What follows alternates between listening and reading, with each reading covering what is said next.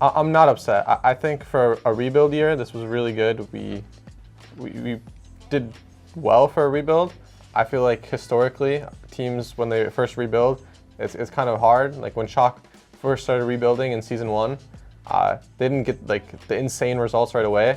But then the following seasons is when they got the results. Same with Shanghai, they just won. Rebuilds take time, and I think this was a good initial rebuild. So we did, meet and talk about this like right at the start of the season and our expectations and our goals. And some of those were hit, some of those were missed as far as like what we wanted to accomplish. But I have to agree with Dante. Like we still did well for what this year was, and we achieved, I think, the most important goal of all, which was like changing the trajectory of the franchise, where we had kind of been going downhill, and then we turned that around and had a successful year overall. I think overall, the season it ended bittersweet in the sense that I think that we could have done a lot better than we ended up doing, and I think that our team had a lot of potential. And I kind of feel like personally that we weren't able to like live up to the potential. I know that we were kind of rebuilding, and there was a lot of working parts, a lot of new faces, but I do personally still feel like we could have done a lot better. The season overall was a lot of roller coaster. Before the season, it was a lot of people had doubts in our teams. A lot of people questioned a lot about our potentials and possibilities. And then once the season started, we were able to prove ourselves that we were a very good team. But overall, if you look back on it now, I do feel like we were able to show people that our players are really strong players. They're capable of being very at the top level. So we are hoping to become consistent and be on top next year. So I think this year was a very good transition year for us to create and shift into a winning team mentality and structure and culture. We had really high highs where we ended up, beating Fuel, beating Shock the very first weekend, and we were riding off that high. We were feeling really good that we ended that cycle 4-0. We were just playing really, really well. And then, some little things happen here and there, and then we slowly, we slow down and we ramp up again, and then we slow down again. We did well, but play in match, we got some mistakes, so we can't go Hawaii. I'm so sad about, but I think we did well. I feel like the team really came together our first opening weekend of our matches when we played Fuel and Shock. Nobody really knew what to expect from us. A lot of people were under-ranking us. They were thinking we were going to be a bottom team. And then we came right out the bat, like beating really two top teams. And I'm really proud of how we played. I think that it was everyone felt like really happy. We felt together. We felt like as one, as a team. My favorite moment is when we beat Shock at first week, because they season 2 and 3 champion. Honestly, that Shock win is probably like my greatest personal win in my whole career, where it was just absolutely amazing. There's nothing like it. There's no better feeling than to win, against defending champions, but also in such a close fashion where it's one little thing could have gone wrong and we could have lost, but we were able to persevere and get through and finally push past, and we're able to get the win. And it was just a massive win for our team and honestly our organization as a whole.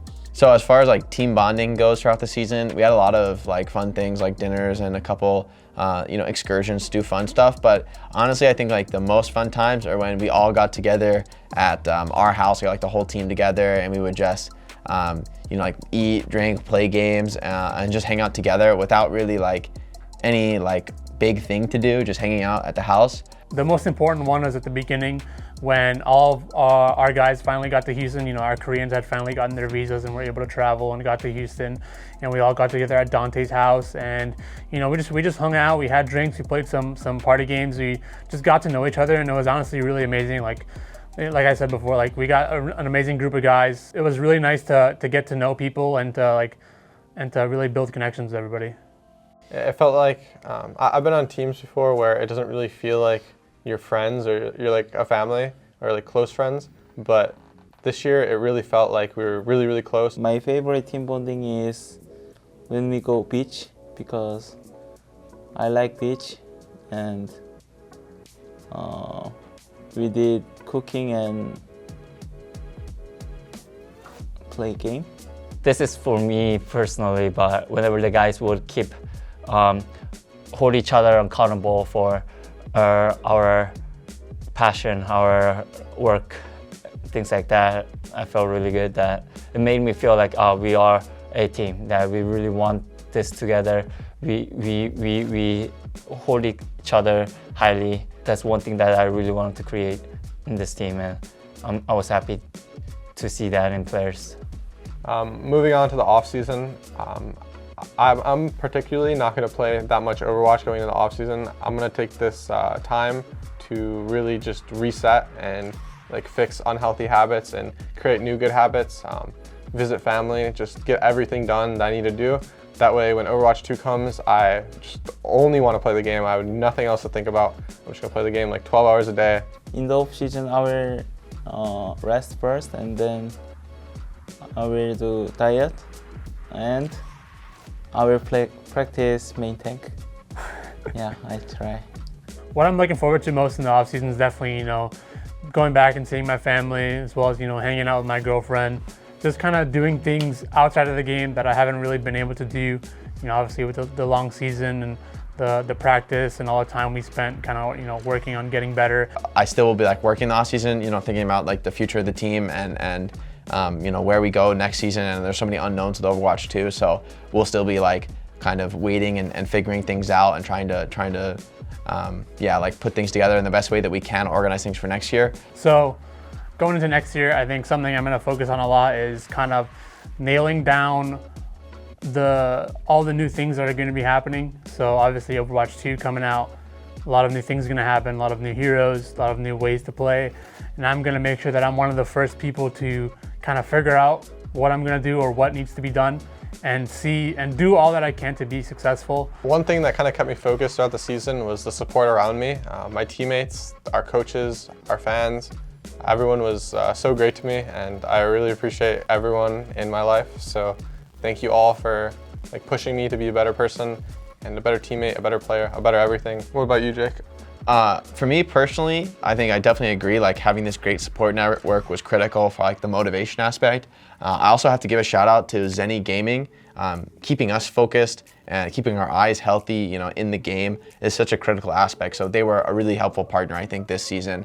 Kind of a perfect partnership, I think, for esport players who, it is always about getting that 1-2% more, staying focused for that extra hour. So thanks to Zenny for that. One last thing, big shout out to the fans. The energy helps us keep going, motivates us to keep improving. We have these beautiful images on the wall of the last Houston homestand. And I know when times are tough, I would personally look up and see all the faces in the crowd. And even though it wasn't real, it helped motivated me, gave me energy I needed to win. And, in the end, that's all we could ever ask for. So thank you, fans, for all your support, and we hope you continue. I love you, fans.